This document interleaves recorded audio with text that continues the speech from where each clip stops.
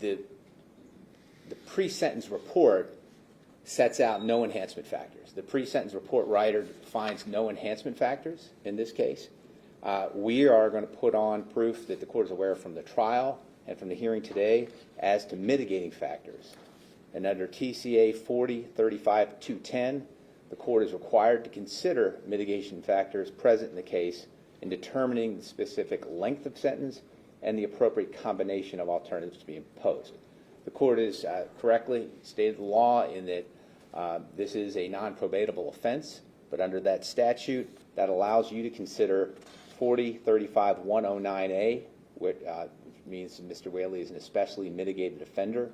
There are two criteria that have to be met under 40-35-109A. First, the defendant has no prior felony convictions, and two, the court finds mitigating but no enhancement factors. The court can take judicial notice of, first, that there are no prior felony convictions, Mr. Whaley, and the second will be elicited from proof from the trial and from our hearing today for us to show the court that there are a mitigating factor to be applied. That's how we would like to set up the structure. It looks like by agreement, enhancement factor 6 should not be considered. I think the state pretty much said as much. While the language certainly fits the circumstances, the case law does make a distinction between harm that's especially great and the case of vehicular homicide where you can't get any greater. So the court will not consider enhancement factor 6. I think that the enhancement factor 10 is certainly arguable at this point. Whether that's the ultimate conclusion is yet to be seen. Anyone who drives, and it wasn't just that one particular intersection. I think the group showed that whether he drove from his friend's house down a very winding road, then got on Highway 27. But that being said, enhancement factor 10 can possibly apply, and we'll also look at mitigation factors 11, 13 as the group goes up. All right, gentlemen, papers, please. Judge, we're going to have several members of Mr. Brumlow's family that would like to read a victim impact statement to the court. The first will be Ryan Brumlow.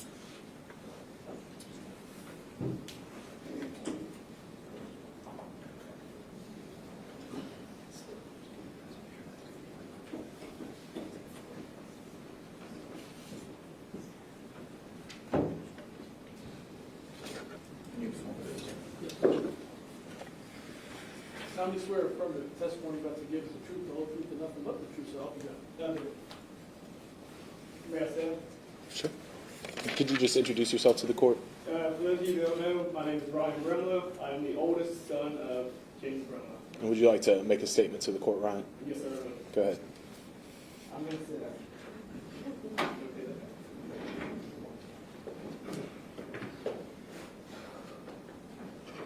All right, well, in the last 5.5 years, I've been sitting here in front of all of you, so I'm very thankful for that to start off. When I look back on the last 5.5 years of my life, it all starts on the night of July 2nd, 2018. When that night, my dad looked at all of us before he laid down. And my father was a goofy man. That's what everyone loved about him. And in his best King Julian impression from the movie Madagascar, he told us all good night and told us that he loved all of us. And the very next time I seen my father, in the morning of July 3rd, I couldn't even recognize his face. And the only reason why I knew that was my father was because of the neck beard that we all made fun of him about the night before. But to get off of that part, I'd like to highlight my father for the man who he was. The man that me and everyone who got to interact with was, he was the most loving father you could ask for. Like Adam mentioned, he was hilarious. He always could make you laugh even when you were upset. Just, let's go on. Struggling to find words at the moment. Take your time.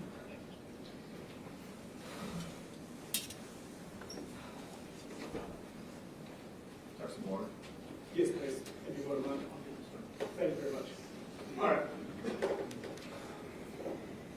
So it's had long-lasting effects on me and the rest of my family. Like, say, for instance, my younger brother who's going to be here today, because of the problems he's had every time he's entered this courtroom to try to face everyone here, the situations. It's all grown too much on him. Thank you, sir. And for myself, it's more, I have a hard time trying to find like happiness, because every time I try to think about my father and all of the great memories that we shared, I have to get past the image of him first, which is getting harder and harder to do.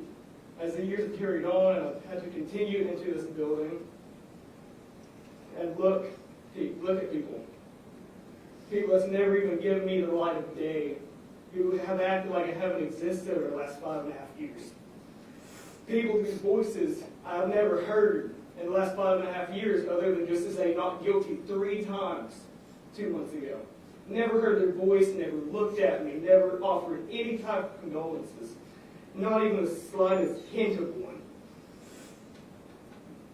But that's not what I want this to focus on. I want it to focus on the loss that my dad had to endure, because right before he died, 3 weeks before he died, I was having trouble as a teenage boy. And my mom and dad divorced when I was young, so I only ever get to see him every other weekend as it was.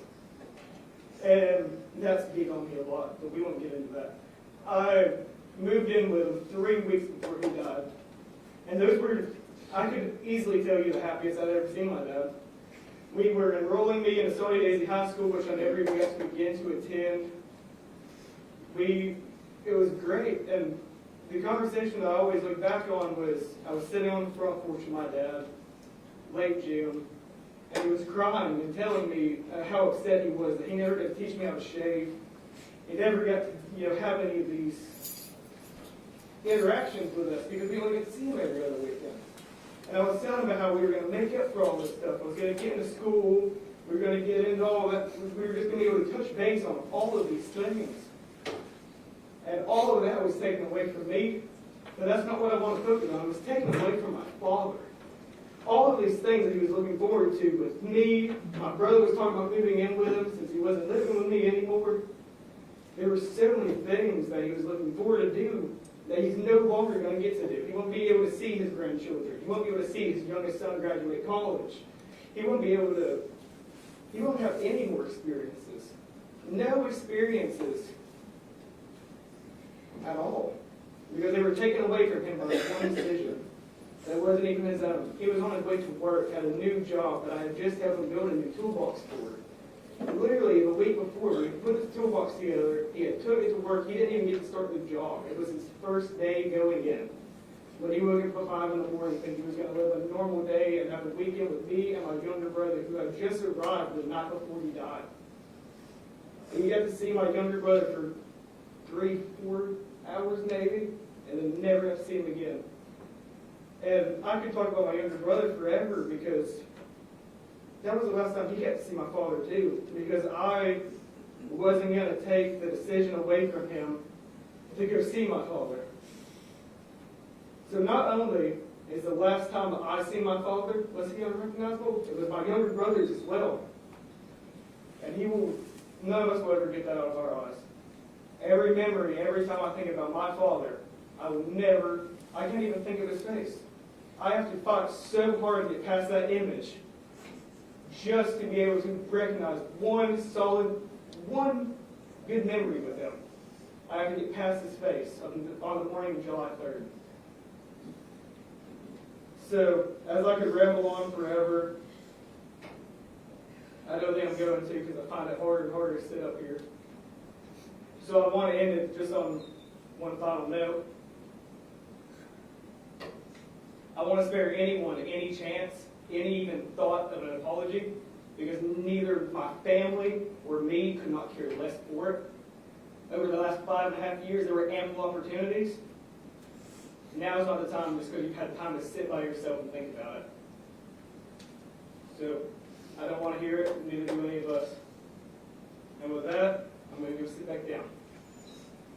Thank you very much.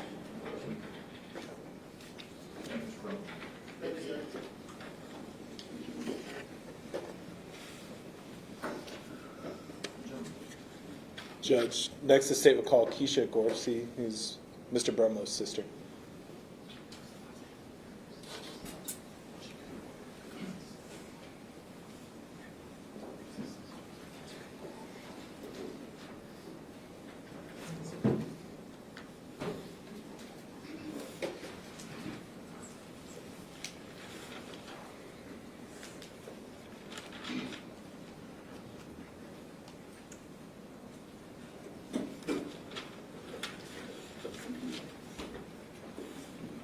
solemnly swear affirm this one that I give to the truth and nothing but the truth, so help me God.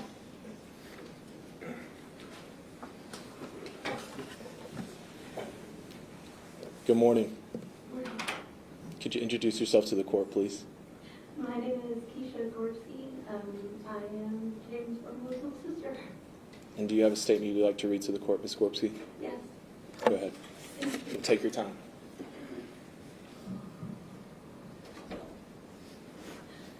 I prepared my statement because I knew that I was going to be emotional today.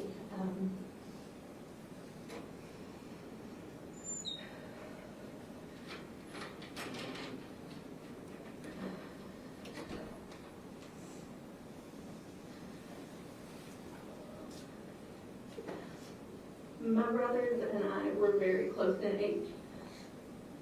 James Patrick was the oldest, but he was only actually 3 years older than me. But growing up, he might as well have been 20 years older than me. I looked at him with the hero worship that only a little sister could. We fought and played like only siblings could. He picked on me and told my parents every bad thing I ever even thought about doing. But at the same time, we grew up without a lot of money. And so he gave me his own pair of rollerblades for my birthday one year because I wanted them so badly. And he taught me how to play a horse and throw a frisbee and to do a backflip. I never really did learn how to do a backflip. The icy weather that we just had reminded me of another time when it snowed when we were kids. We found this old Coke sign, an old fiberglass Coke sign in the woods, and we used it as a sled because it was really slick. But this thing broke into smaller and smaller pieces the more we played on it, to the point that I was sitting on his lap for the last few times we went down the hill. And I remember him holding on to me so tight. The same brother that would shove me face first into a snowdrift was making sure that I was safe. He was always my protector in ways that I hated when we were kids, but I actually understood when I became an adult.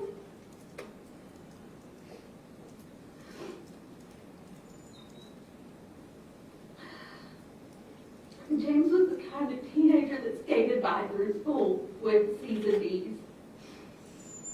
He was there to hang out with his friends, not to actually go to school. He didn't really seem to have a goal. And for me, I was a complete nerd that cried when I got my first B. So I was looking at my big brother like, what are you doing? You are so smart. You are so handsome. You are just popular. What are you doing? Why aren't you living up to be the hero that, like, I knew he could be? Well, when he became a father, he became that hero. He went from that slacker teenager that didn't want to do anything but have fun to a man. He got better job after better job. He got his bachelor's degree. He became that hero to his kids.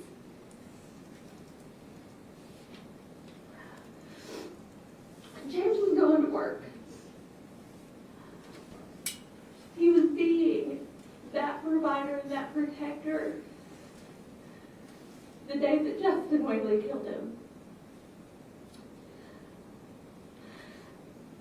Justin Whaley, that morning, your careless decision killed my brother, killed my parents' son, Jamie's husband, Ryan, Ethan, Andy, and Brittany's dad. Your lack of regard for the consequences of your actions have caused us, my family, me, looking at you right now, hurt and trauma that I will live with and live through every day of my life until I die as well. Your Honor, people generally understand that when you lose someone you love, you don't just lose a person, you lose more than that. James wasn't at my wedding. I didn't get to see his face when I asked him, like my other brother, to be my man of honor. I didn't get to hear him tease me about conning some guy into marrying me. And I didn't get to hear him threaten my future/new husband with brotherly retribution if he ever hurt me. James hasn't been at Christmas or Thanksgiving or a birthday.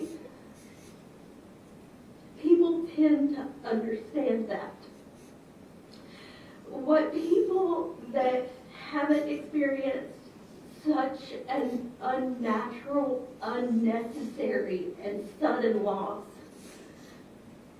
can't, I think, understand is everything that you lose and everything you get. What I lost was my sense of safety. I still struggle with driving because I tend to get so anxious and so scared of what other drivers are doing that I lose focus of what I'm doing, and then I become the dangerous driver. And so I just...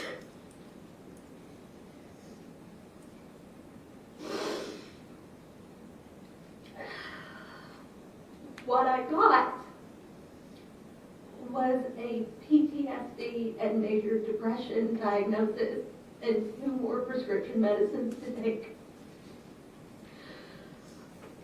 What I got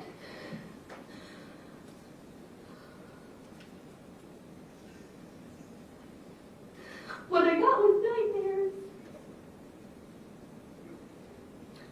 I dreamed of the sound of my mother screaming when I told her that my brother was dead. I dream of all of the things that I know happened that day. The day James was killed, Ryan and Ethan and I all went back to see James together, and I feel like I stole their last moment with their father because I couldn't control myself. I couldn't stop crying. I laid on his chest and I yelled, "I'm sorry," over and over and over again.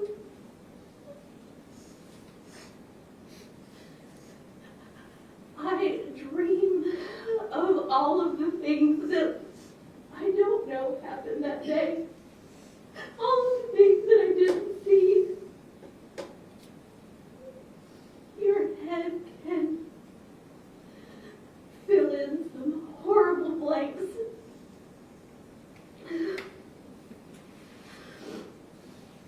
Most nights I wake up in tears, or I wake up with so much fear that I can't let my husband go to work because I don't just think. I know and believe in my heart that he will die before he gets there.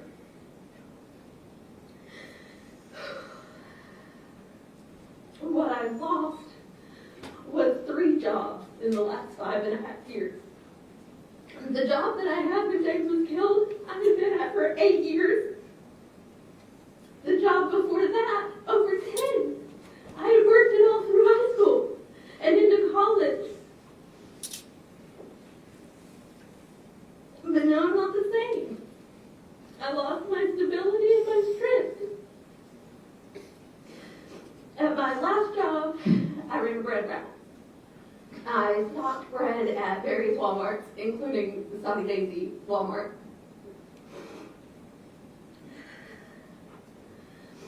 I'll never forget the shock. The first day Justin Whaley walked down the aisle that I was in.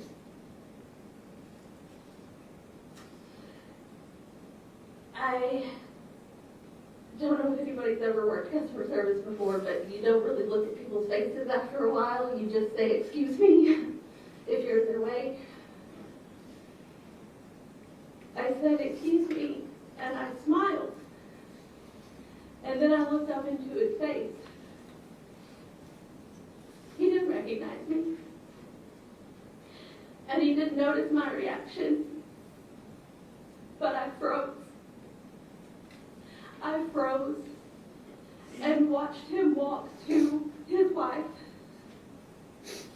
And whatever he had in his hand, he put in the cart. And I stayed frozen and watched them until they walked out of sight. And then the trembling began. And I literally couldn't finish my job if I wanted to. I physically could not hold anything in my hands. So I went to the family bathroom at the back of the store. And right there in a public bathroom at Walmart, I screamed. I think I experienced the entire range of negative human emotion sitting on that nasty bathroom floor. Panic, sadness, anger, fear, loathing, rage, desolation, desperation. Every day after that for over a year, I trembled on my way to work. And I worked 7 days a week, most weeks. I saw Justin Whaley quite a few more times at either Sunny Daisy or Hickson Walmart. My reaction was never less visceral. It was never less traumatic. Going to work every day became torture. I had always been afraid that I would run into him somewhere while I was out because I knew he lived in my area. But that possibility was now more real than ever. During the trial, I lost that job because I was missing too much work. It took a month or so to find another job, but I did. I'm a merchandiser now, and I still work at various Walmarts around the area. The difference now is that Justin Whaley is in jail. I don't have to worry that I'm going to see him. I don't tremble on my way to work anymore. I don't have to have the question of, will I see him today? Will I be able to continue my job today because I've seen him? If I see him, will I react in anger? Will I react in fear? What will I do with myself? I don't have to have that be a part of my decision-making process when I decide whether or not I want to leave my house.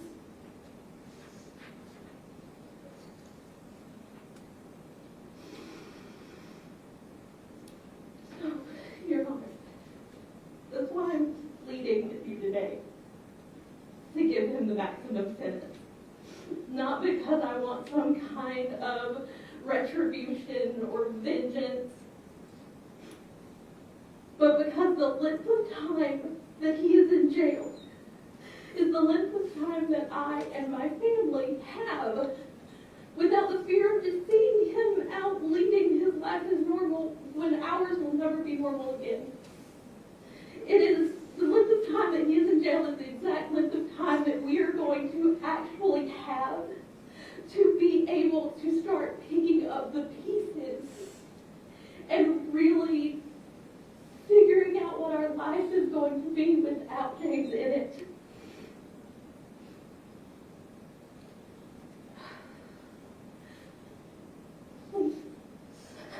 Begging you in a way that I've never begged another person in my life to give me and my family the best chance that we're ever going to get to heal.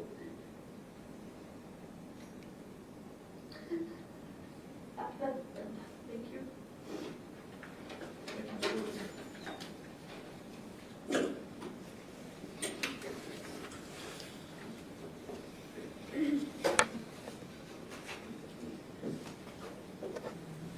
Your Honor, the state would call Dawn Decker, Mr. Burnlow's mother-in-law, to give a victim impact statement next.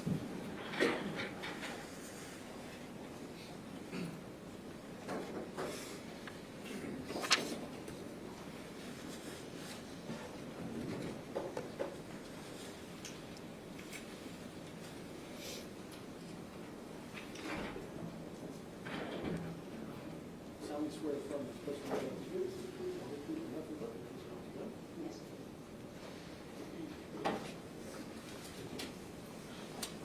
Good morning. Morning. Could you please introduce yourself to the court? Dawn Decker. Ms. Decker, did you prepare a statement to read to the court today? Yes, I did. Go ahead and read that statement. Thank you. James Patrick Bromlow, a gentle, kind, quiet, loving, hard-working family man. His whole life was dedicated to his wife, children, and family, which was the glue that put this Moldov family together. His strength to lead, support, and wisdom to guide us all and protect us from harm.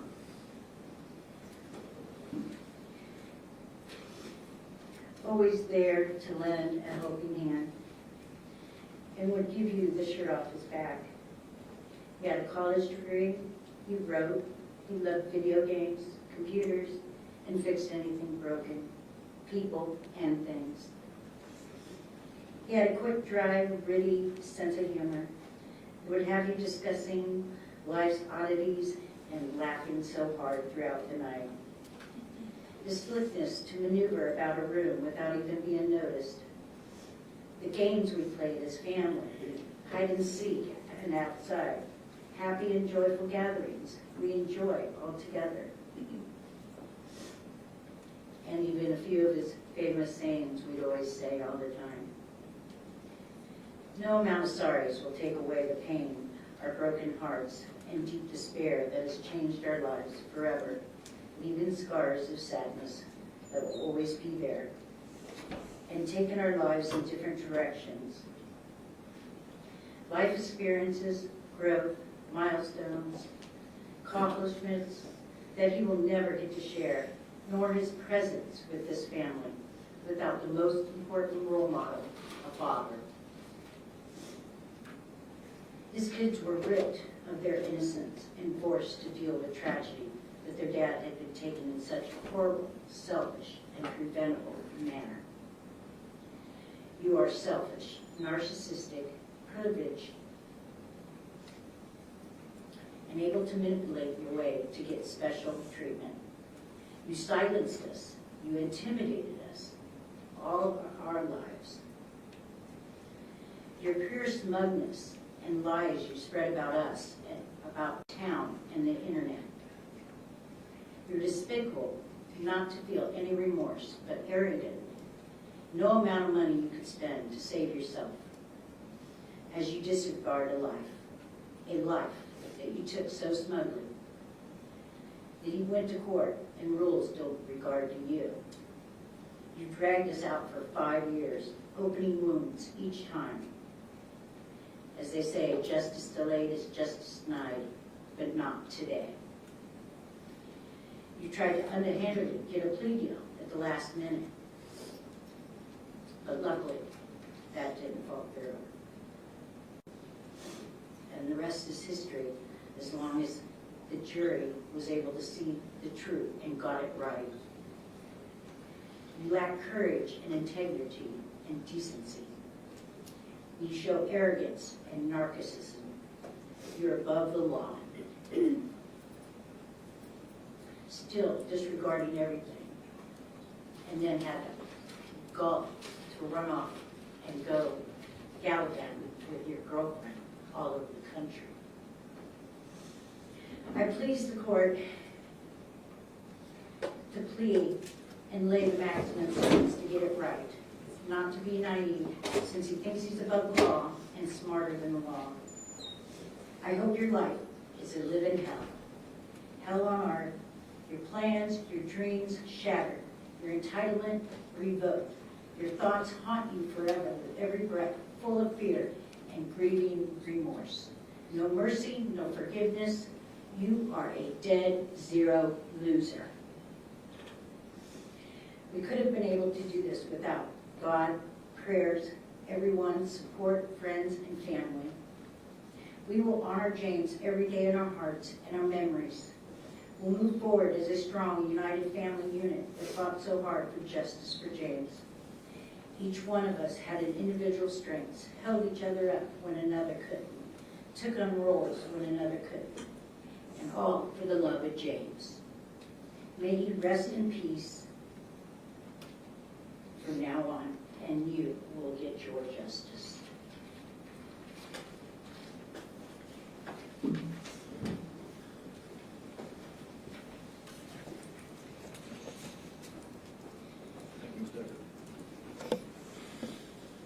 And Judge, the last witness the state intends to call is Andy Anderson, Mr. Brumlow's son.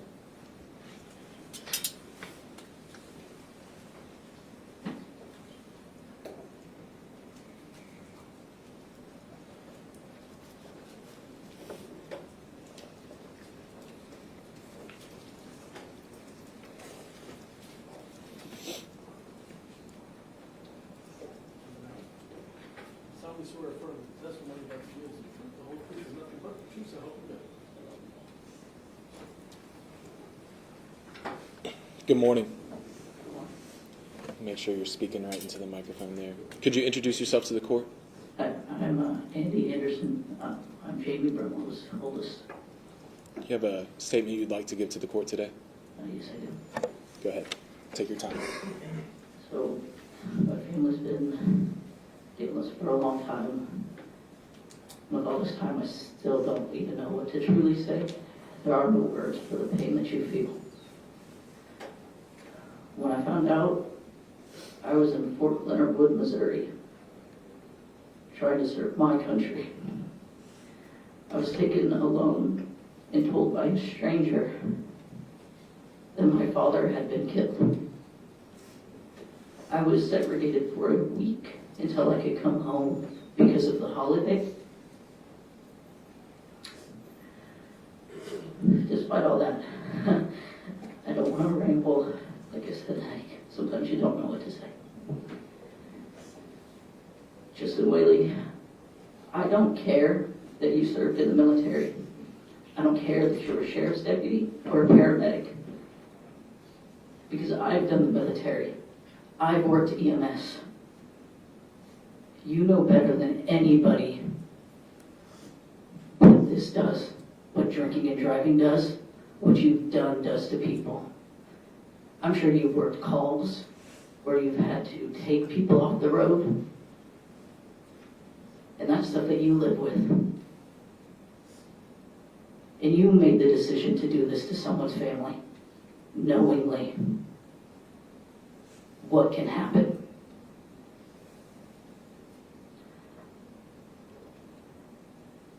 You've shown no remorse for over 5.5 years. I don't care about your apology. I don't want to hear it, because if you were, you would have showed it a long time ago. I don't really have much else to say, because I just getting angry, and I don't want to go ways that don't need to be gone. So I think that's all I have to say.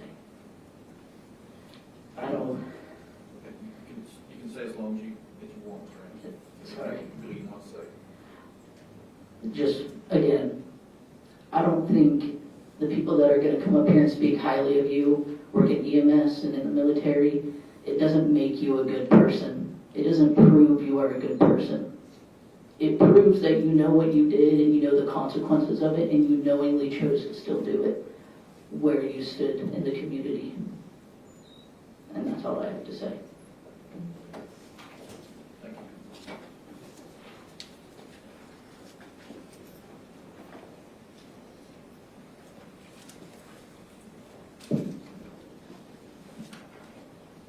Are there any exhibits or Judge, investigation before you?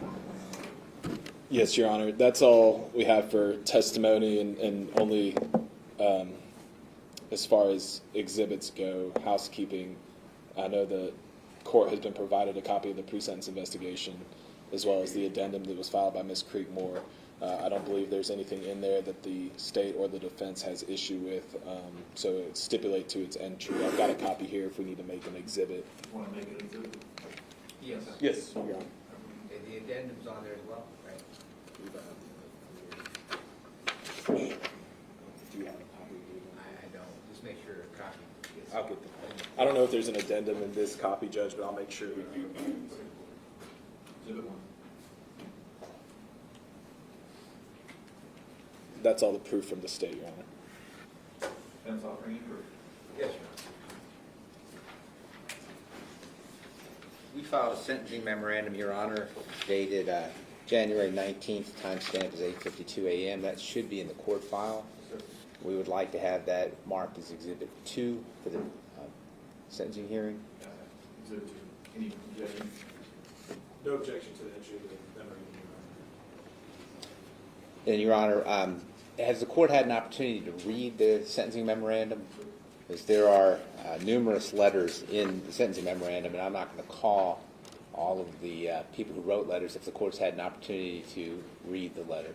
I read the excerpts in the sentencing memorandum and the actual letters themselves that are attached. Okay. So, and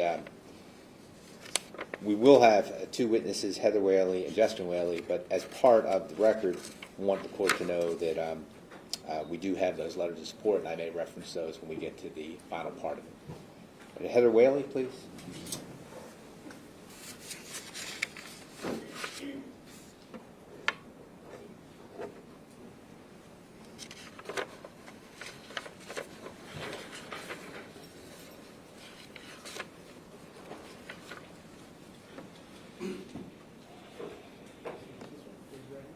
solemnly swear affirm the testimony that you give is the truth, the whole truth, and nothing but the truth, so help you God. All right, Heather, if you could just get yourself comfortable so you can address Judge Patterson and state your full name for the record. Heather Whaley. And what is your relationship to Justin Whaley? I'm Justin Whaley's wife. All right, would you like to make a statement to the court? Consent. All right, please proceed. Your Honor, the last 5.5 years have been nothing but devastation and tragedy for the Bronco family, and for us as well. I know that not a day goes by that any of us don't think about that tragic day. And it has been incredibly difficult to manage in every conceivable way. Throughout the course of this tragedy, though, Justin's actions did display his honest character and compassion. From the transparency that he displayed in his 911 call, to his attempt to render aid to James at the scene, and to assess the EMS in any way possible. Justin has done everything he can to cooperate with this investigation over the last 5.5 years. And he's done so because he knows that he made a mistake. And he has been absolutely remorseful ever since he made that mistake, from the moment that it happened. And that is the reason why he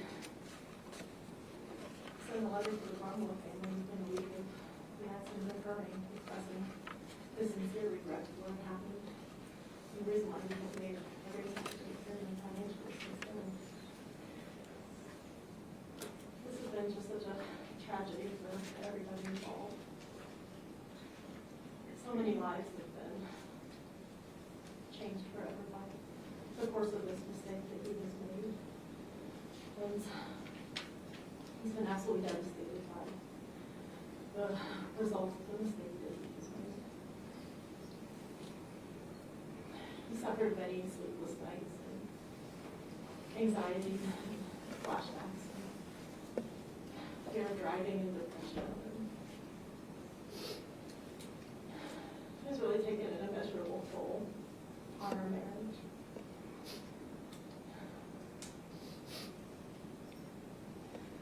Justin knows that there isn't anything that he could do to change the course of what has happened.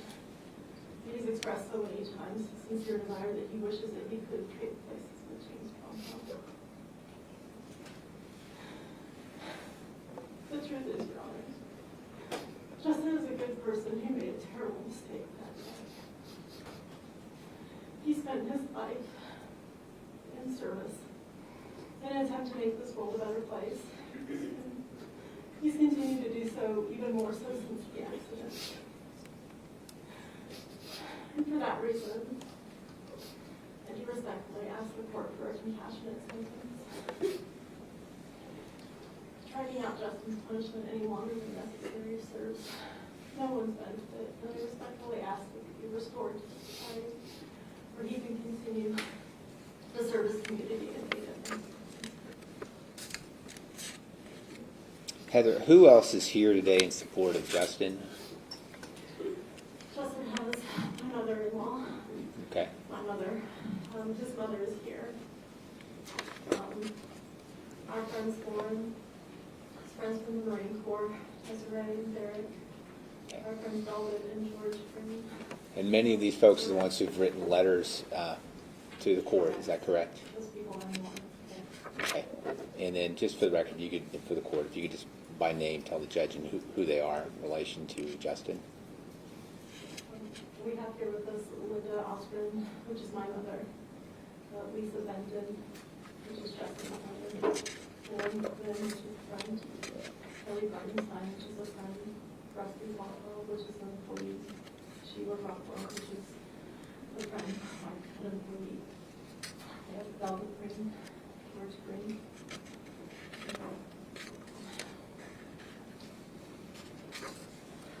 Okay, and then, and you helped me by collecting these letters of support for the court, and the letters that we have put with our sentencing memorandum for Judge Patterson.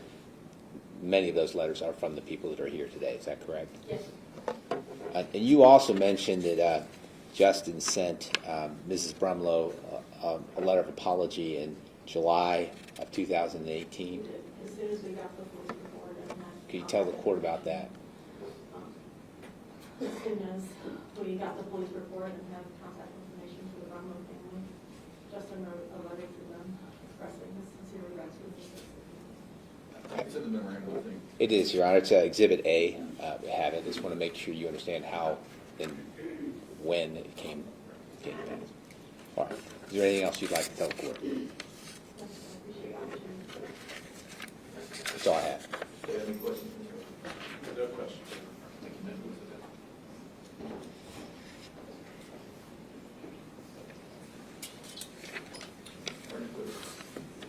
Yes, Justin Whaley, Your Honor.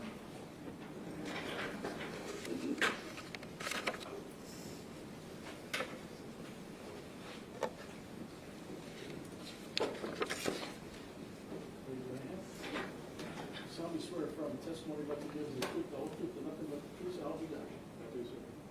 All right, Justin, if you could have a seat and turn so that you can address Judge Patterson and Ellie.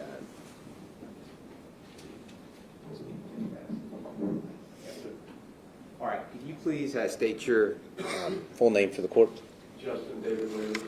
All right, and would you like to make an allocution to Judge Patterson for your sentencing? I would, sir. Okay, go ahead.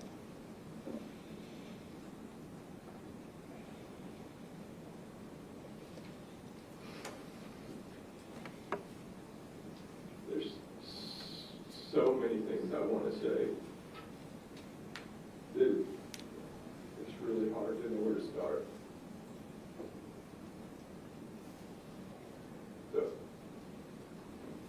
I'm going to start with something I've wanted to say in person for the last 5.5 years, and I know that the family asked me not to. but Jamie Brumlow family, Heather, everybody and anybody that I hurt.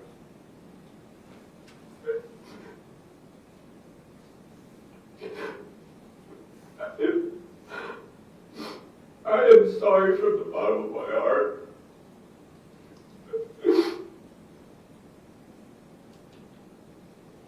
I've spent my whole life helping people, and to know that I took somebody's life and I've got so much pain.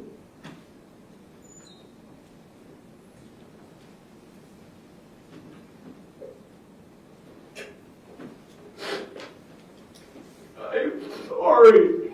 I know there's nothing I can do to bring him back.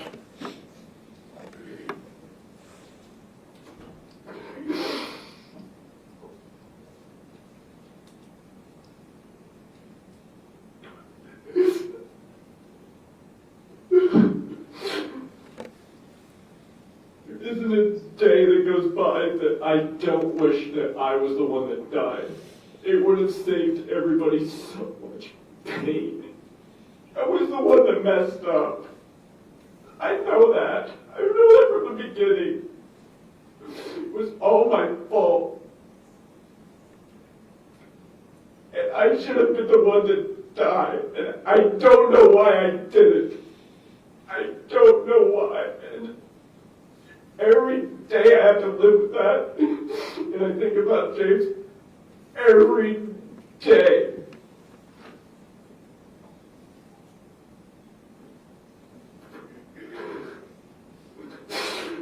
And I know you don't want to hear it, but I have to say it. And I don't expect you to forgive me. I am going to ask for forgiveness. But I understand if you don't give it to me. Because what I did was wrong. I made a mistake.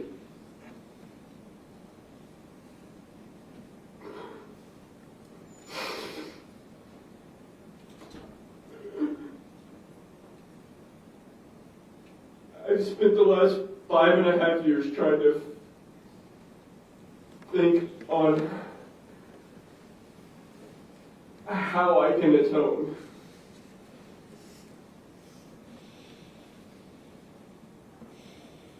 And there's nothing I can do to bring James back.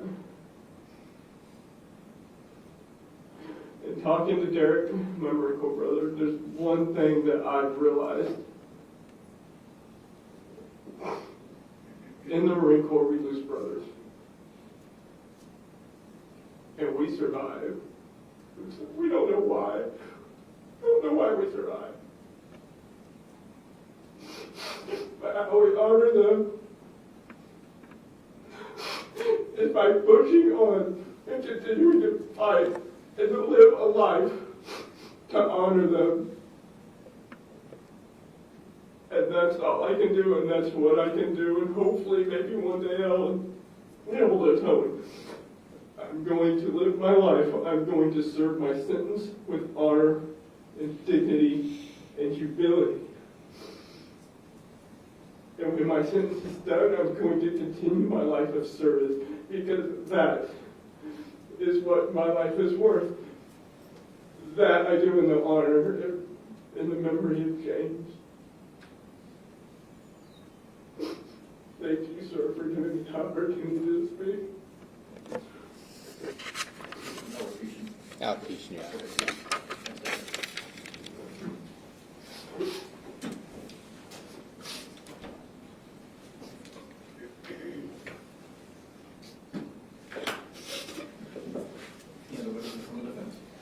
No other witnesses, Your Honor. What I'd like to do is just refer to a few portions of the letters just to highlight.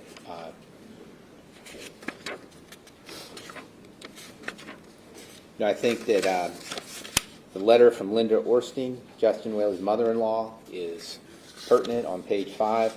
She met Justin when he was a 20-year-old Marine stationed at 29 Palms, and who was just recently started dating her daughter, Heather Whaley. As she states, I've known Justin for 21 years, half his life. I've watched him grow, mature, become a successful businessman without him ever losing sight of the desire and compassion to help others. He's volunteered as a canine handler for Hamilton County Stars. He also volunteered as a Hamilton County Reserve officer. Kara Russell notes on page 6 and 7 that she's known Justin for 10 years as an ER nurse in the emergency room at Memorial Hospital. Justin always provided care above and beyond the standard that she'd seen by most EMS teams. On page 7, Gunnery Sergeant Derek Allen Huff reports that during the Iraq War in 2003, we served in combat operations during some of the worst conditions imaginable. It should be noted that during these conditions, Justin served honorably and with distinction. His infectious, positive attitude towards danger inspired those who served with him then and even those who know him today. He says, I've trusted this man with my life on many occasions and continue to do so without question. Page 8, Ivan Miller reports that in 2009, Justin Whaley was given the Medal of Heroism by Hamilton County EMS, which is the only one ever given for service, for going above and beyond service to save a drowning man's life in Chattanooga during a flood. 2015, Justin Whaley received the Medal Call of the Year from Southeastern EMS Directors Association, and he reports that Justin Whaley always went above and beyond when caring for patients and working at EMS. Heather Hickman on page 8 reports that she's known him for 10 years in the capacity of the Search and Rescue Volunteer Sheriff's Office Reserve. That's a program, Your Honor, where Mr. Whaley, at his own expense, purchased the dog necessary for search and rescue, trained it, worked with others in training it, and has volunteered countless hours in the K-9 unit on behalf of Hamilton County in this community.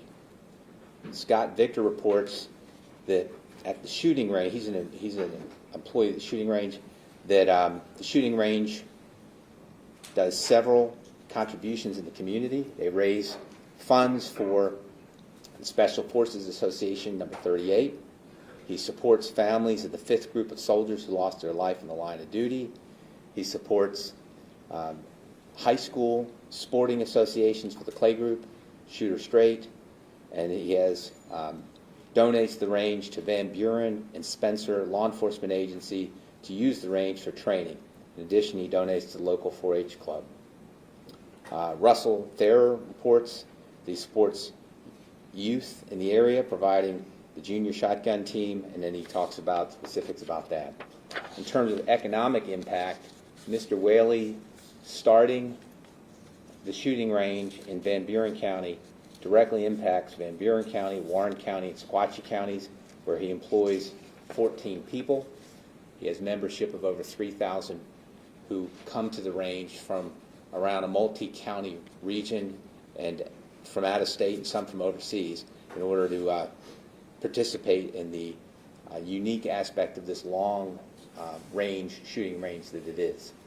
People who are gun enthusiasts seek this place out, and it's had a direct impact in these communities. And then there are several letters referencing young individuals that he has sponsored in their pursuit of their passion at the shooting range. I think those letters, Your Honor, are attached as Exhibit B. They're offered in support of testimony from Justin Whaley, and it's part of our sentencing memorandum. And that's all the proof we have. So would you call any rebuttal witnesses? No rebuttal witnesses, Your Honor. If you have one, or you That's a reserve argument, Judge. they're going to reserve argument, so would you like to have your final statement? Otherwise, are you team? Sure.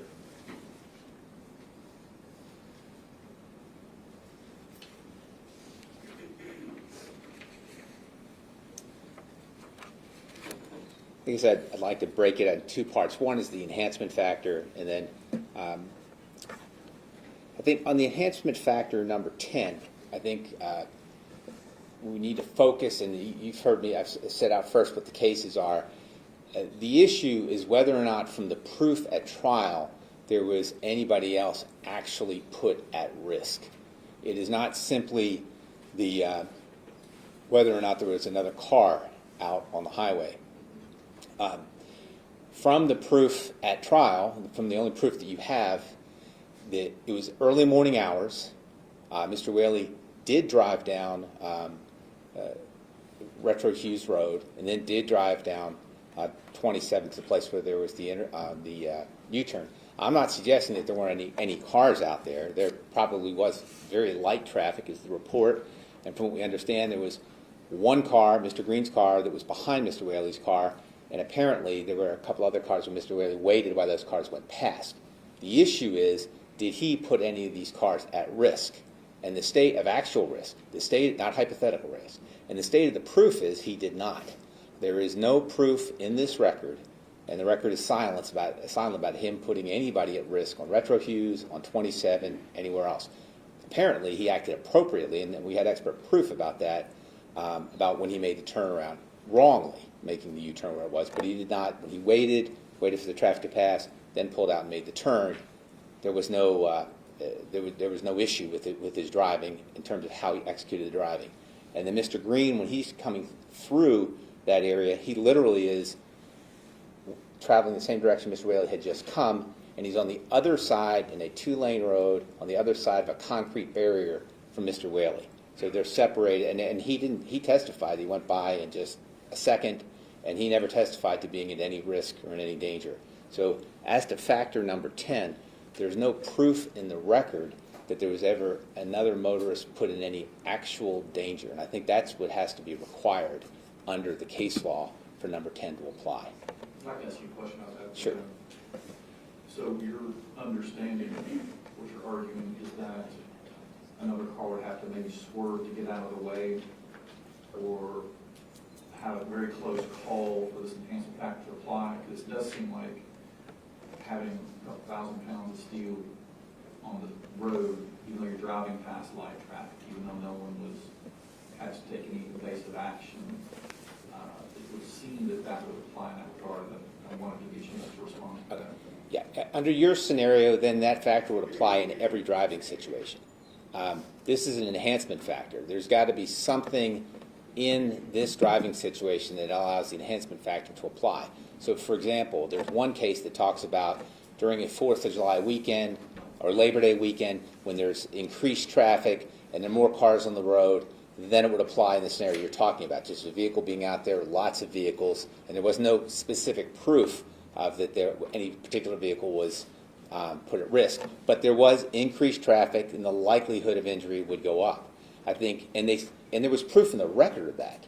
So here, the record is silent as to vehicles, except for there is no proof in this record of any vehicles being on this road, with the exception of, in terms of the enhancement, Mr. Green behind him, and then before that, when he sees two vehicles make the turn, or 2 vehicles go by him before he makes the turn. And then the proof in the record is that he waited for those vehicles to go by. So they were not put in risk. And Mr. Green's testimony is that he was on the other side of the barrier when he went by. He testified to that. So my position isn't that it can't apply absent some other factor. There is a scenario where it could apply, but there has to be something in the record that supports that. It can't just be speculation. And I think where we are now is to say that because he's driving his truck on this roadway at this time, somebody could have been put at risk. I think that would be speculation.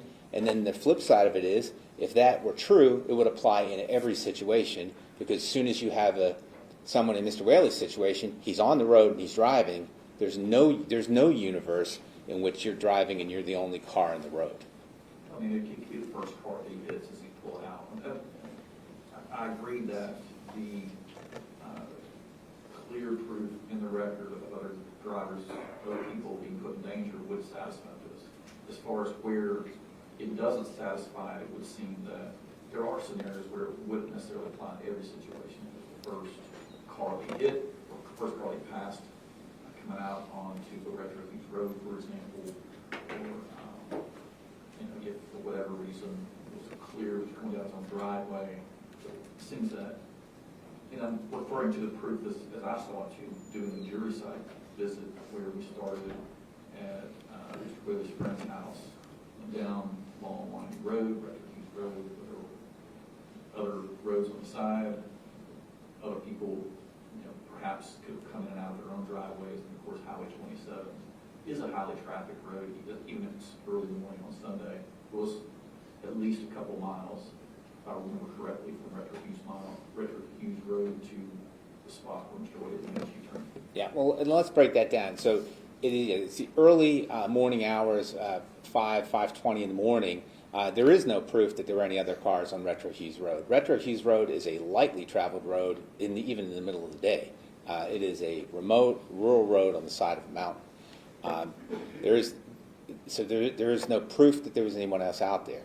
As to Highway 27, it is divided by a median or a concrete barrier, depending where you are on it. And there's no proof in the record. Again, it was very early in the morning on July 3rd. There's no proof in the record that there were any cars out there. We know that there were many cars out there. We know that there was Mr. Green's car, and we know there were 2 cars following Mr. Whaley.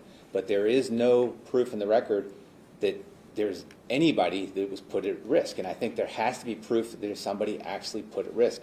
It's not that there's a theoretical risk.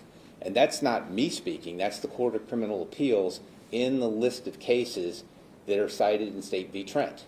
And they cite, when they reversed on that factor, that there has to be some sort of actual risk to an actual motorist as opposed to just a hypothetical risk.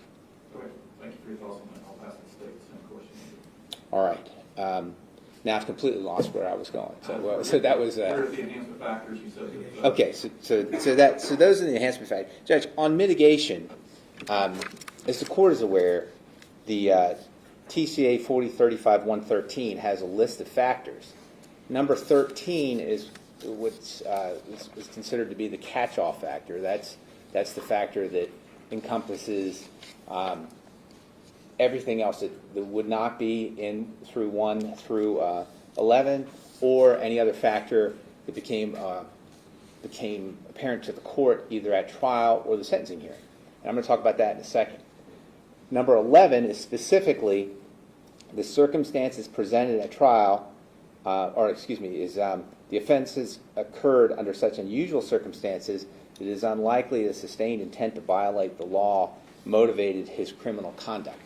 And so what I suggest, and I'm going to explain to you what I mean by that both of these factors, Mr. Whaley's conduct supports mitigation in both of these factors, and it's to the weight of it. And here's what I mean by this.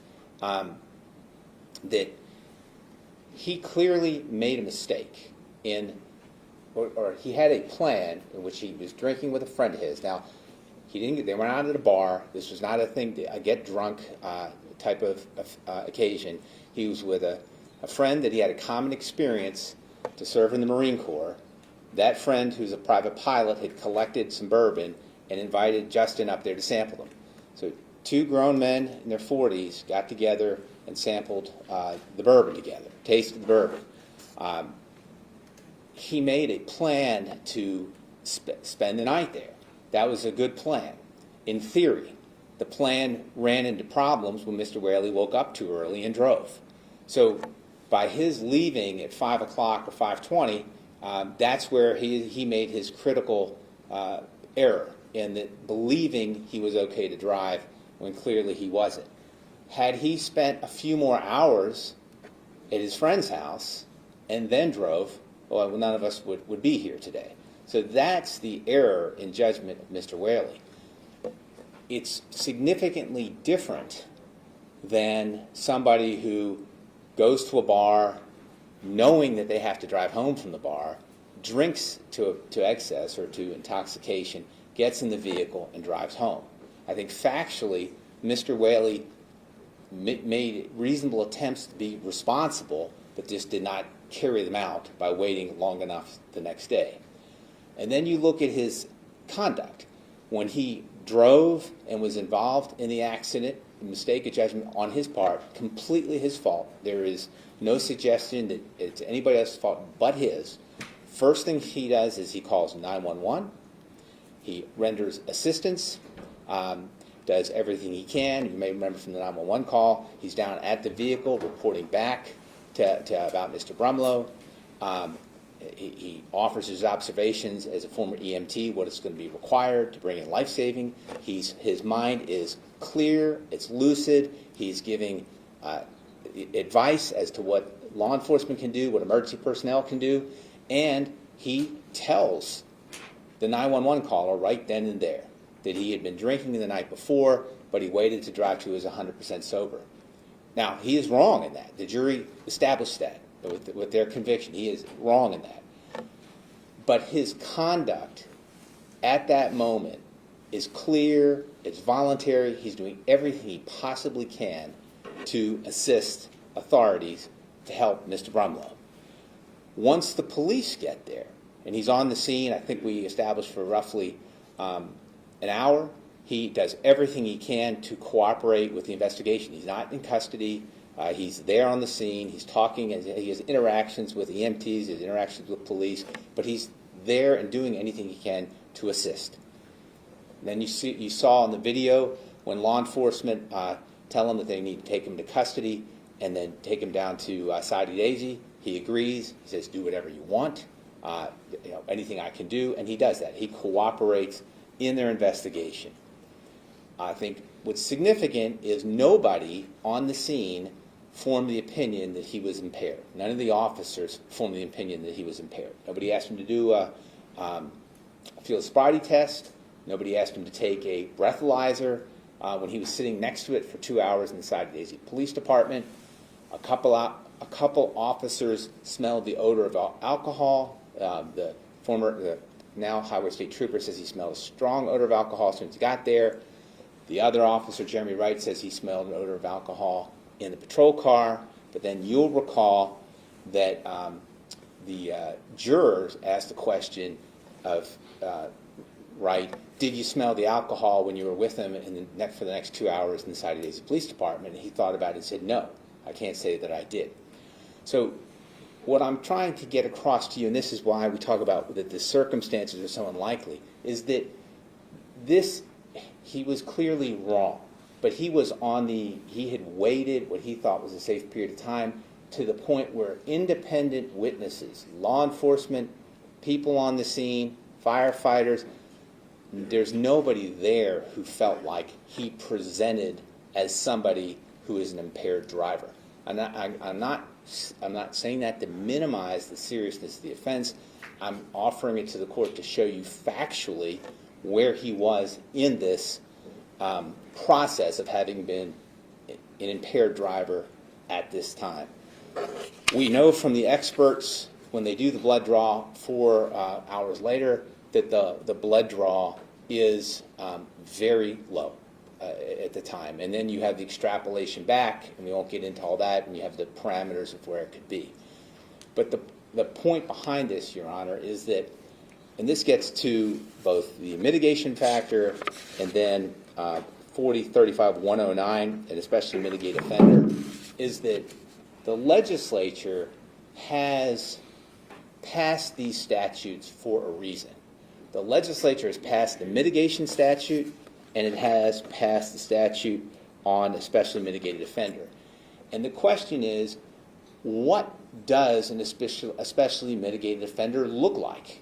What does someone who has mitigation in a vehicular homicide by intoxication case look like? Clearly, if the legislature intended for there not to be mitigation in a voluntary intoxication case, they would have said you can't have it there. Or if a especially mitigated offender statute was not to apply in a vehicular homicide case by intoxication, they would have exempted that out of the statute. So in this case, and this is your call, you've got to say, well, what does the legislature intend for an especially mitigated offender? And I suggest to you it is Mr. Whaley. It is somebody who has led a blameless life up to this point, has no criminal history of any kind, and who makes a grave error, a grave and tragic error that he has now been convicted for, vehicular homicide by intoxication.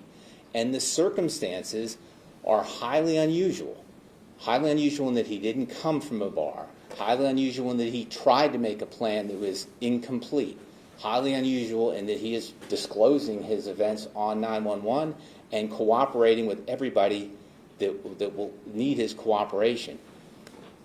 If it's not Mr. Whaley, I cannot imagine who an especially mitigated offender would be under a vehicular homicide by intoxication offense.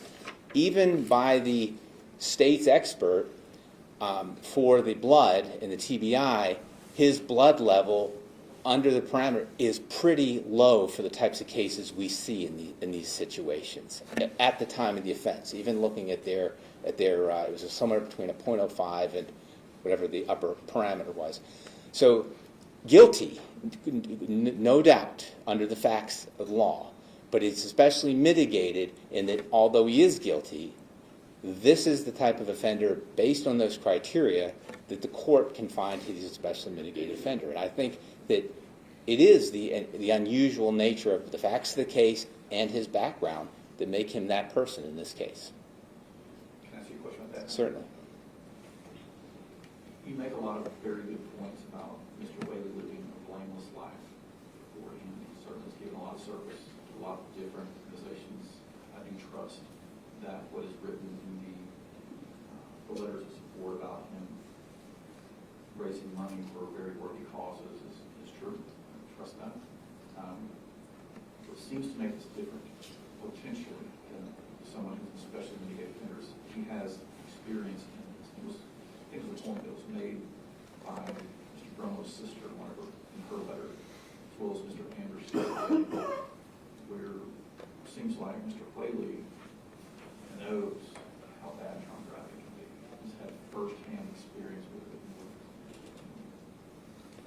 In our experience with criminal justice, and we see things so often, it's like we're going to go so far away from that line because we see if you even get close to that line, what can happen? It's almost, it came to mind that what if this was a reckless homicide for Mr. Whaley treating firearms carelessly? You know, that's also something he would blame like for that, but as someone who owns a gun range, you would think that, wait a minute, he's in a position to know the devastation that a gun can inflict on someone. So it would seem to me that would cut against the especially mitigated aspect of this because this wasn't under. So I want to again give you a chance to respond to that. Certainly, and I don't think it would, because I don't think it does, because if he had done what he was supposed to do, there wouldn't be a crime. So in a case like this, where you're considering is he an especially mitigated offender or not, the first has to be the predicate that there's the actual crime and conviction. That his plan was a good plan. If you're going to go to a friend's house, spend the night, if you guys are going to be men drinking bourbon, spend the night and wait till you're safe to drive. So it's not like they went out drinking or went to a party and then he drove home. He went there, they had their tasting. He spent, by accounts, 4 or 5 hours of sleep before he came out. There is nothing about that conduct necessarily that you would say that you know you're doing something putting the public at risk. Had he completed what he intended to do, had he stayed a bit longer. So I think if there was a hypothetical, or not hypothetical, if the facts were him, let's say, going to a bar with the same person, drinking and driving, I think that this factor wouldn't apply. The only way it could be better than what he did is if he waited longer. And if he waited longer, then there wouldn't be a crime. And that's why I'm saying if the legislature intended there to be an especially mitigated offender, under some scenario, this is that scenario. Because if he either waited a little bit longer or his blood alcohol was a little bit less, there wouldn't be the crime that you're sentencing him on. And I see your point. It's something where it is unusual, as we all know, for someone to drink at someone's house, to know they're not going to drive, then actually to spend time planning to sleep it off. I understand what your point is that he just was wrong about how long he needed to sleep it off. Right, and if you look, and you're a former prosecutor, I'm a former prosecutor, we all spend time with DAs, police officers, law enforcement. They're not all teetotalers, right? They drink responsibly, they are out in the community. So if someone is going to drink responsibly, and by all accounts, there's no criminal history of Mr. Whaley, there's no problem with Mr. Whaley, there's no history of him being a drinker or anything like that. So what you have is an anomaly, and that's why we're here. An anomaly in behavior, an anomaly in facts. Under the scenario of shouldn't someone who has history in the Marines or somebody who has history in EMS, then that would be if alcohol were illegal. Like if we were talking about drugs, drugs are always illegal, right? If somebody consumes drugs, it's like when whatever drug it is, illegal drug, that you're committing a crime, so you shouldn't do it. That's a binary choice. Alcohol is not illegal. It's not even illegal to drink something and drive. It's illegal to drink and be impaired and drive. And what I'm saying is he attempted to do the legal, which is drink responsibly with a friend, wait and drive, and the crime he committed was he didn't wait long enough, and that left him being impaired and causing absolutely everything that we're here for today, and it's his responsibility. Thank you. Big Mario. Yes, sir.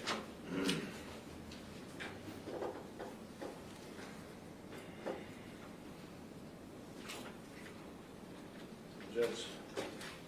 I'll address Mr. Davis's arguments on the mitigation factors. As to whether or not this is an unusual circumstance in which the crime was committed, I don't know that I can agree between drawing a distinction between a bar and someone's house as the place where Mr. Whaley got impaired. I don't think it mattered to James Brumlow that Mr. Whaley was at a friend's house and not a bar. It certainly doesn't matter to Mr. Brumlow's family. He made a choice, a mistake. It was a choice to get up and leave. There were two grown men there drinking. One of them got in a vehicle and left. The other, Mr. Taylor, testified at trial. The court will remember. I believe his testimony reflects and that he said that he was surprised when he woke up and Justin Whaley was not there. Yes, when Mr. Whaley's blood was drawn 4 hours after the crash, roughly 8 hours after he allegedly stopped drinking, there was a relatively low amount of alcohol. I think the flip side of that coin, Your Honor, is that 8 hours after he allegedly stopped drinking, there was still an appreciable amount of alcohol in his system. That reflects, what can be characterized as a bourbon tasting. That reflects, I think, a significant amount of drinking. And whether or not it was Mr. Whaley's plan to sleep it off, he didn't. He made a choice. He got up, he got in his truck, he headed to work. He made a choice to continue driving through the interchange. He made a choice to conduct a U-turn. At any points, he could have stopped. He did not. He drove for half a mile the wrong way on a divided highway. He sped in excess of the speed limit until he made contact with James Brumlow, which leads us here today. So I don't think that the circumstances are unusual in as much as I don't think that the distinction, I think it's a distinction without a difference to point to this crime as opposed to other impaired driving offenses, vehicular homicides. And that's what we need to compare it to is to other. I don't find it probative or persuasive that he was coming from someone's house. What was important is that he was impaired. And that's what led to James Brumlow's death. So as to factor 11, the mitigating factor, I don't believe, the state does not believe that it was unusual circumstances because of those things. As to the catch-all provision, no one disputes Mr. Whaley's history. Certainly the pre-sentence investigation does not find any criminal history or other factors. But I think the court touched on it, and it was the state's intention, but the court was already tuned into this argument is that what Mr. Anderson said rings true, and that perhaps no better than anyone else in this courtroom, Mr. Whaley is aware of the circumstances and consequences that come along with impaired driving and the devastating and catastrophic effects that it can have.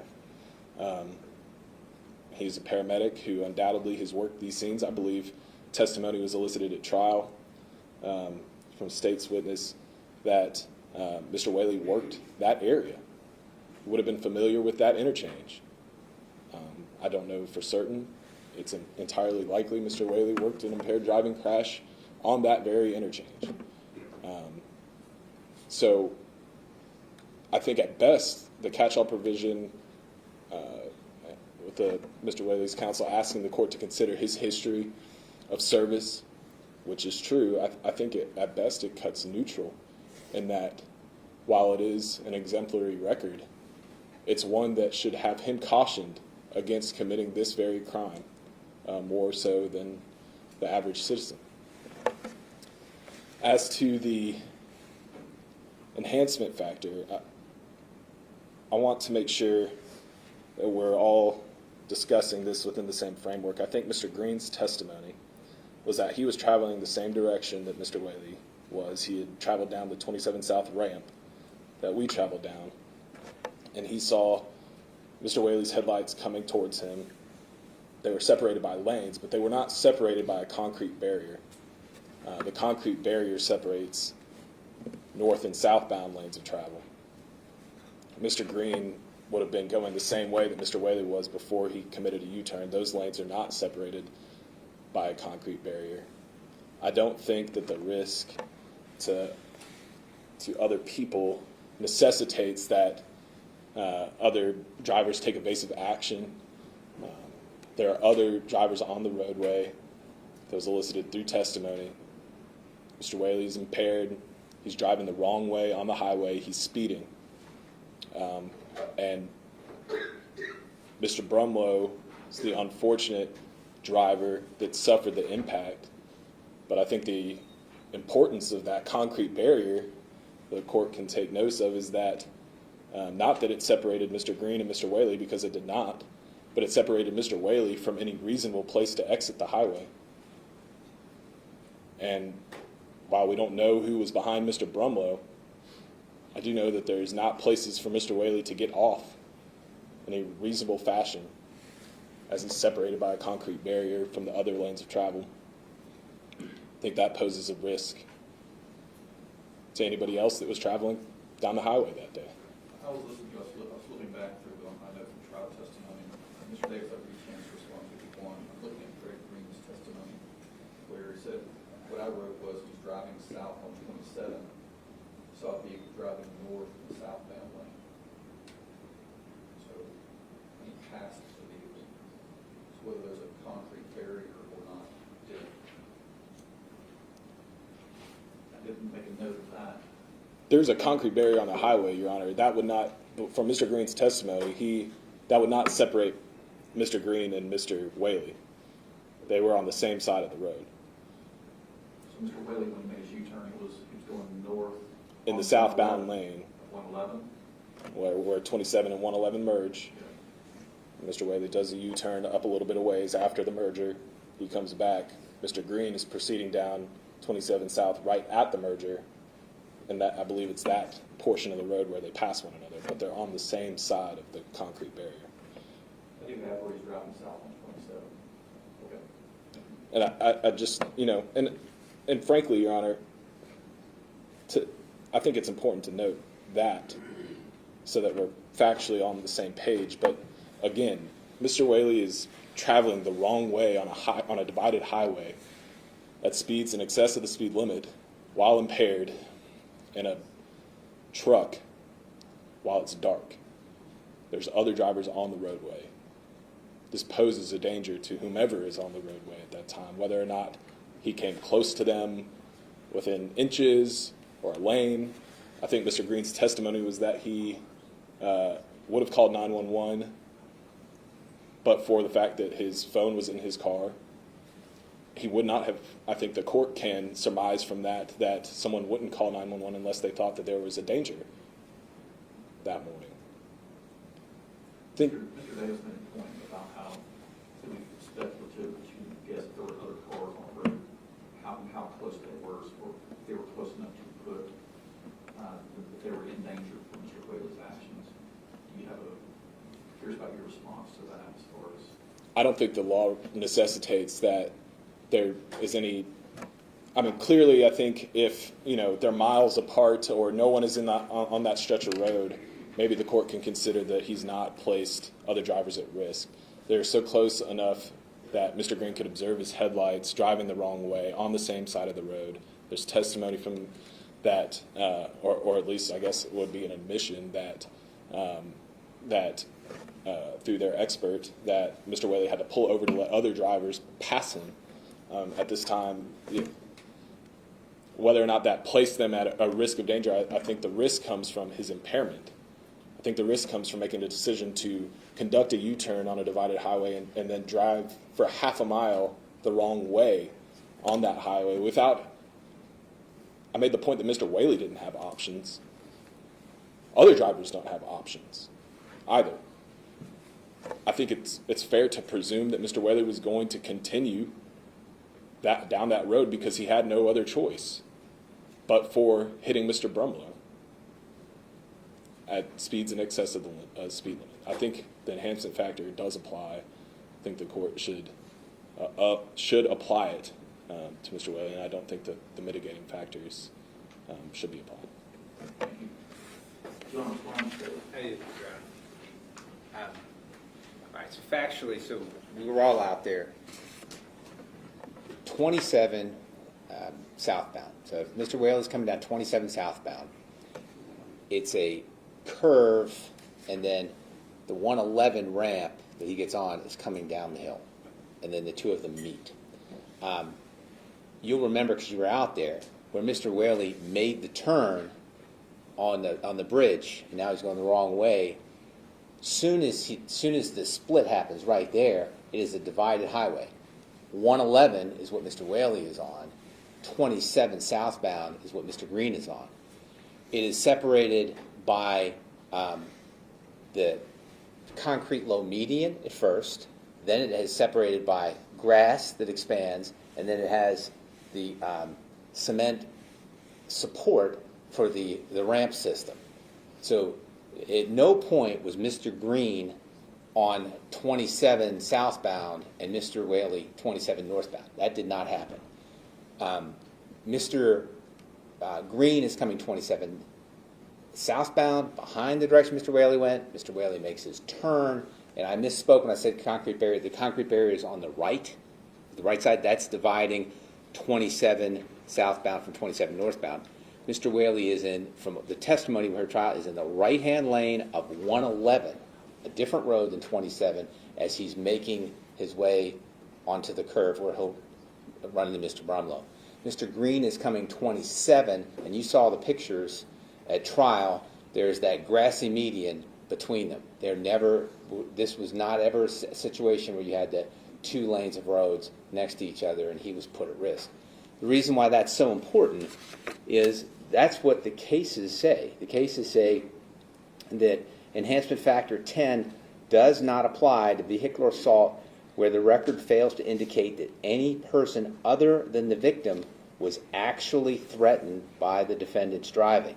And that's citing State versus Rhodes, State versus Butler, State versus Johnson, State versus Ruane. And that's found in the Trent case that you provided us earlier.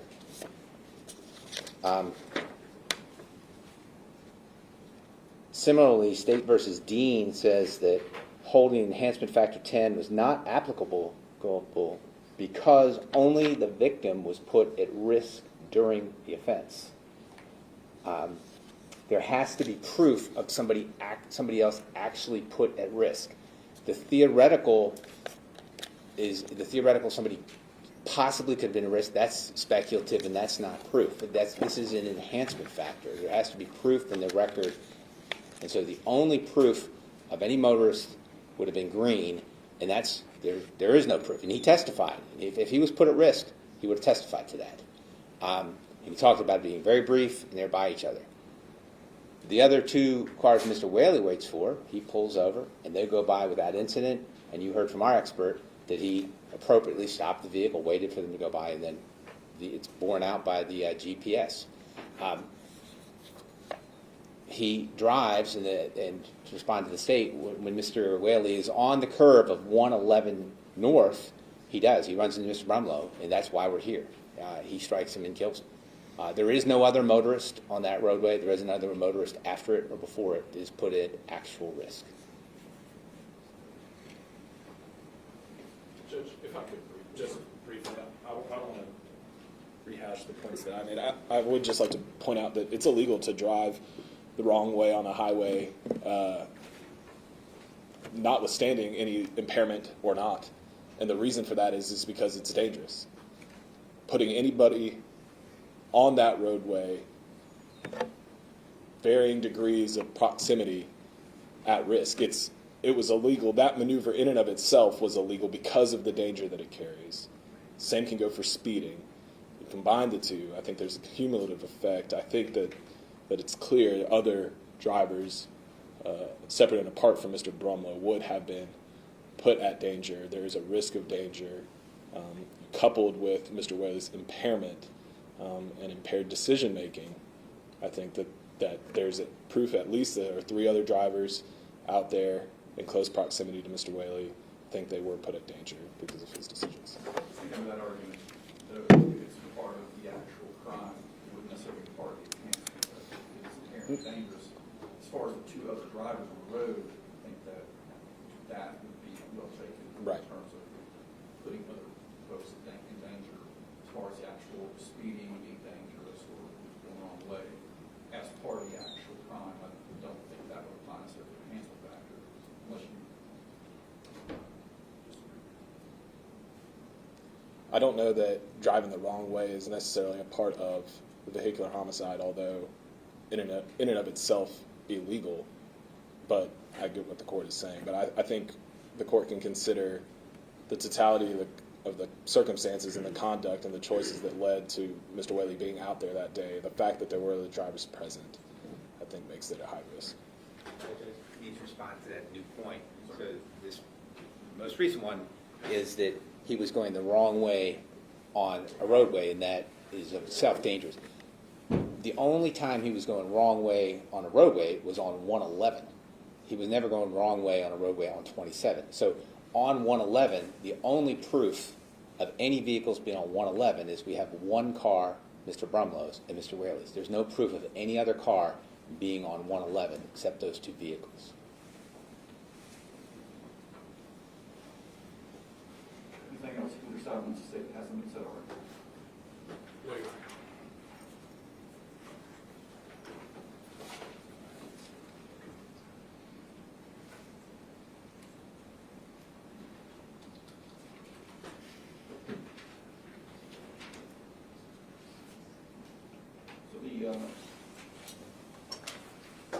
So the families for both sides have waited a long time, longer than most folks have to wait for this particular day.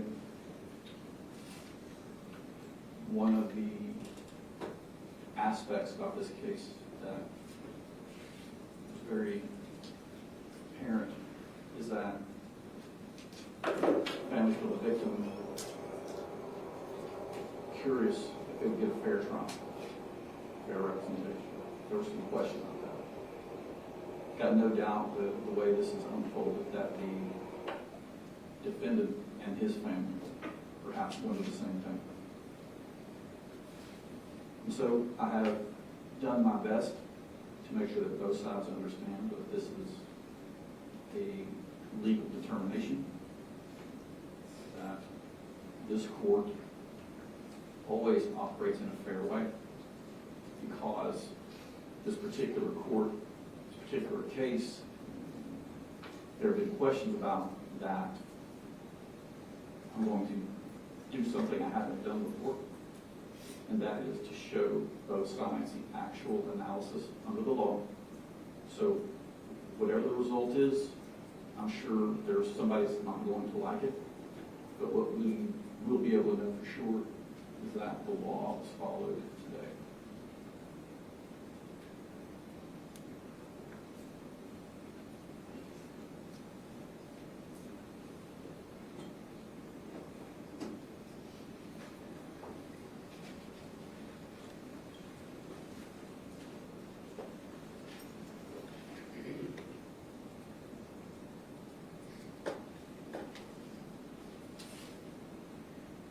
just like everybody else here, I wish I could turn back time.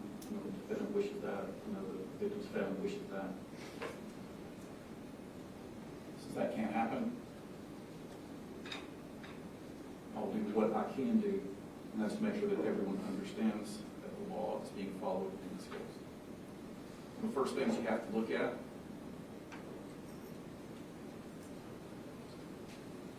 the evidence at trial, pre-sentence report, principles of sentencing, which we'll get to in a moment, the nature and characteristics of criminal conduct involved, evidence and information on mitigating enhancement factors, statistical information which was not provided by either party, so it won't be considered in this one, and state that the defendant wishes to make, which did happen in his allocution, the risk and needs assessment, which is part of the pre-sentence investigation.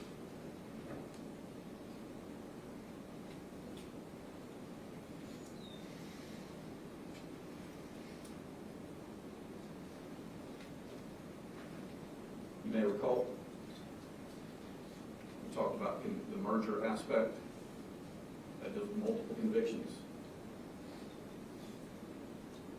Multiple convictions do not apply in this case, so that aspect of the law is not considered. Principles. This is particularly significant. I want to make sure you understand this is the part of the law that determines whether someone spends time in custody or not. Those are three factors there. The one that would apply in this case is factor B. Factor A does not apply because Mr. Whaley does not have a long history of criminal conduct, and factor C would not apply because he's not been on probation or parole and he has not violated that.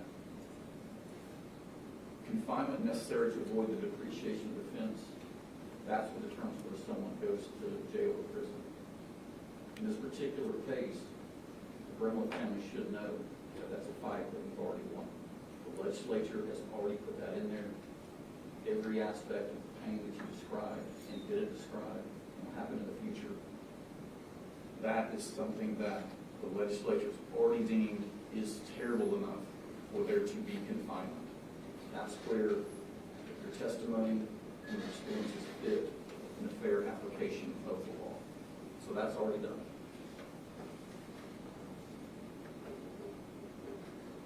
Which brings us to the enhancement factors. The state argues the presence of 10. We talked briefly about aspect 6 earlier today. I think the state agrees that since the case law shows that there's no greater damage sustained by anyone other than death, that would not apply. The defendant had no hesitation when committing the crime when the risk of human life was high. Based on the evidence that came in at trial, the jury viewed the fact that there was testimony about how many cars traveled that particular intersection. I think it was measured in the millions over years, but it was certainly a lot. It's a high traffic area.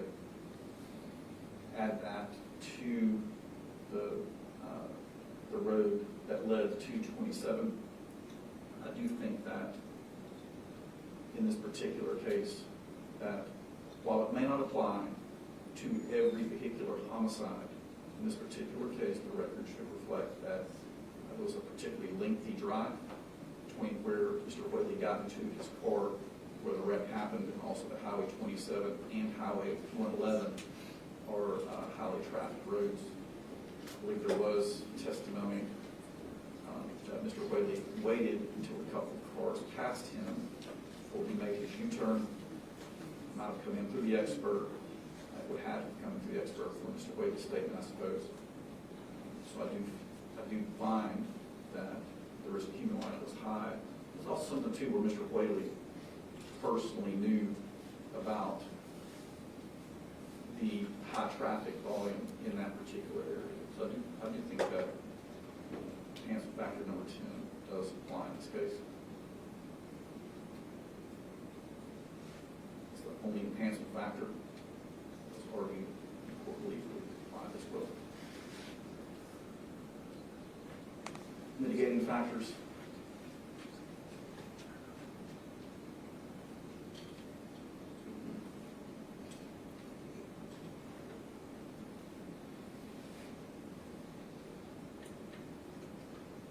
argues the presence of 11 and 13. The defendant, although guilty of the crime, committed the offense under such unusual circumstances that it's unlikely that sustained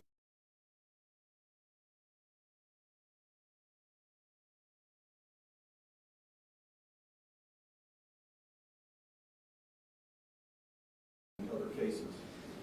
Relatively unusual that a defendant, anybody, would plan to drink and sleep it off, and then after sleeping,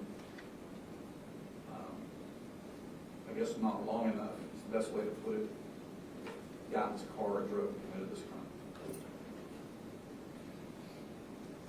However, I don't, while that's an unusual circumstance,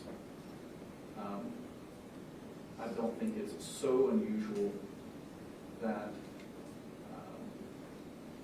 that this mitigation factor should apply. I think typically this mitigation factor applies when someone breaks into a store to steal medicine, or when someone does something, commits vandalism to take shelter from a storm, perhaps. And so I don't think the mitigation factor applies to the circumstance in this particular case.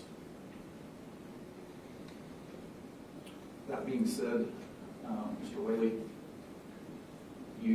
I do agree with your attorneys that you have lived a blameless life, as far as we can tell from what's come in, apart from this incident. I do feel that you believe that the victim's sister, the victim's son, also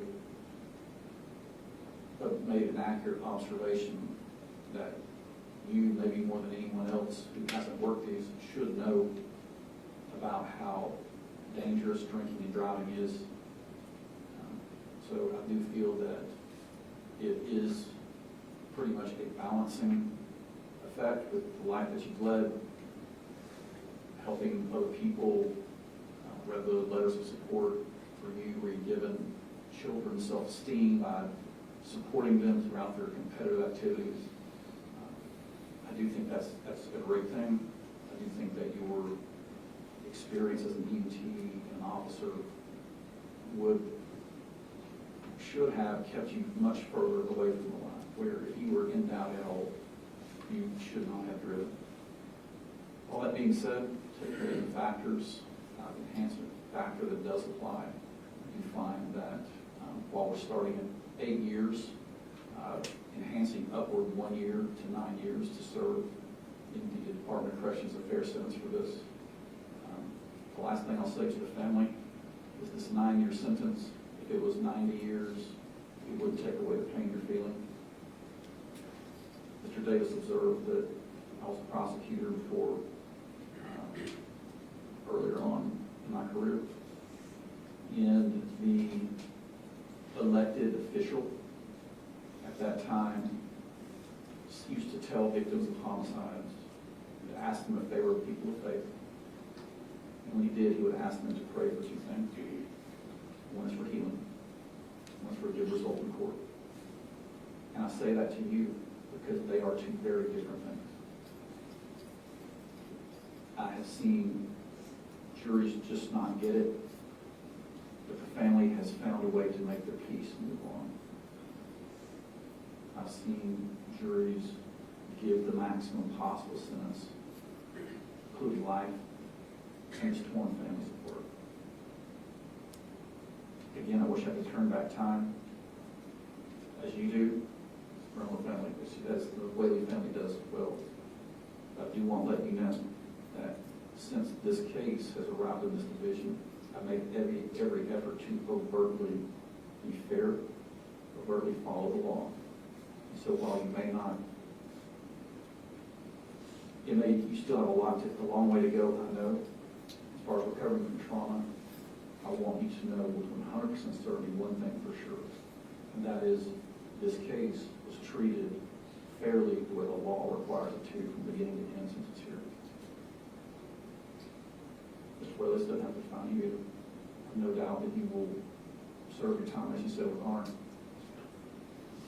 That be the word of the Lord. We have a couple of housekeeping matters to take out. Sir, motion to trial.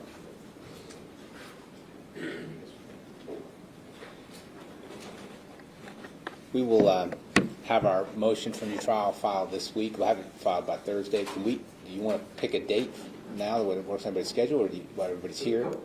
There's a couple of ways we could handle that. I assume you want a full trial transcript. We already have it. We've already got it written. We just have to add a couple citations. I expect it to be ready by Wednesday. Okay. That'll be great. You want to keep Mr. Whaley here? We would. Yeah. Okay, during the time period, so you want to keep him housed in the same situation? Yes, Okay. that would work. Sometimes with motions for new trial, they're not considered critical stage, so a person is sentenced with TDOC, but if you're already ready to go on the motion for new trial, we can keep him here. We literally have just a citation check, and we'll be ready to have it filed. And we can have that heard at the convenience of the court. Do you want to set a hearing date today, gentlemen? Would you want to receive the motion, look at it, if there's any need to respond? I think it's probably best, Judge, to get a hearing date on the calendar just because of the court schedule and myself and General Finley. I probably will need a little bit of time considering the court's trial schedule and my own.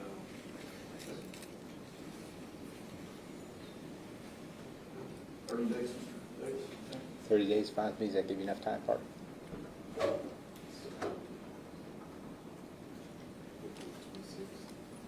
Week of the 26th of February, Judge. It's actually murder trial starting on Monday.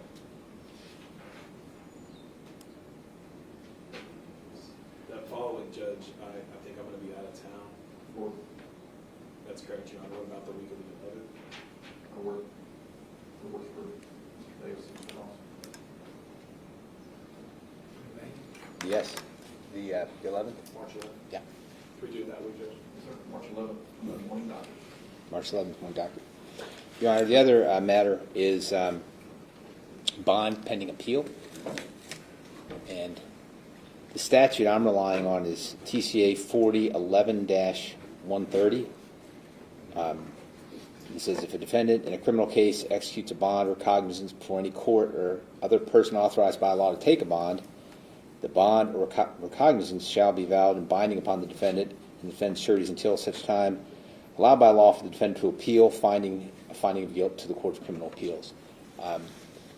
We have had this situation come up in other cases, and the appropriate method is for us to ask you to either hold his trial court bond in place if you feel that that's appropriate, or set a bond. We're asking you to set a bond for an appeal bond, and then you make your finding on it, and then we can either have the CCA review it, or I'm aware of the court's preferences on, and these are, and I think we all are aware, in a case where there is a non-probatable sentence, there appears to be a conflict between the bond statute and going into custody. But we're making that request under this statute, knowing that the defendant will file a motion for new trial by Wednesday or Thursday this week. We have a hearing set, and that, of course, then starts the 30-day to the appeal.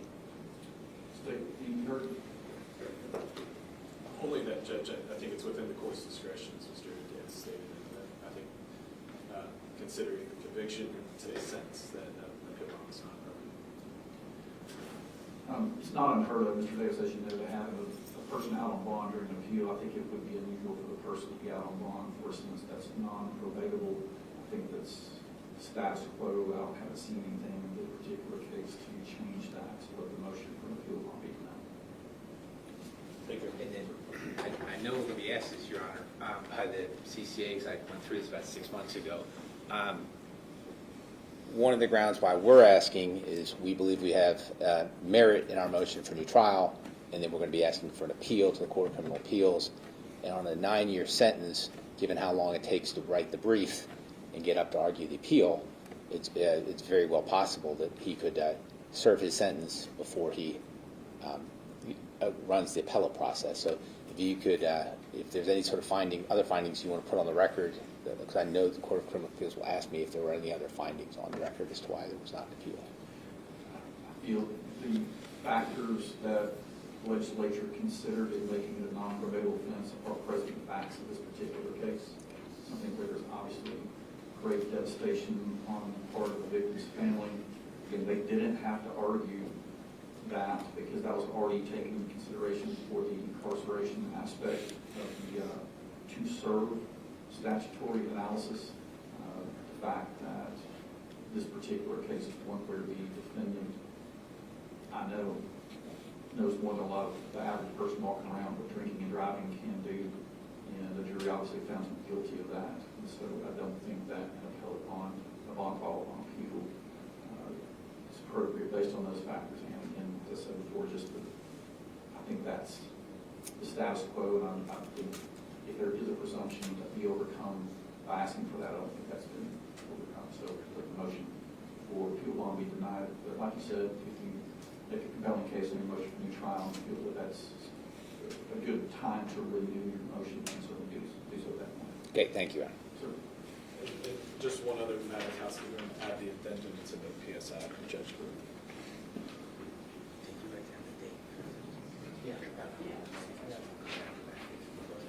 Any other matters regarding this case, correct? No, Your Honor.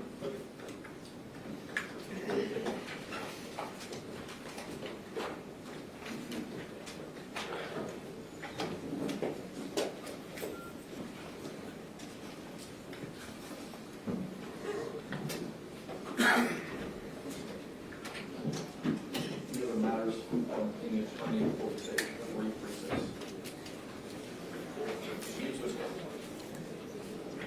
Judge, if I'm not cutting ahead of everybody, I'm here on Ricky Grant. He had a stroke. His daughter's here.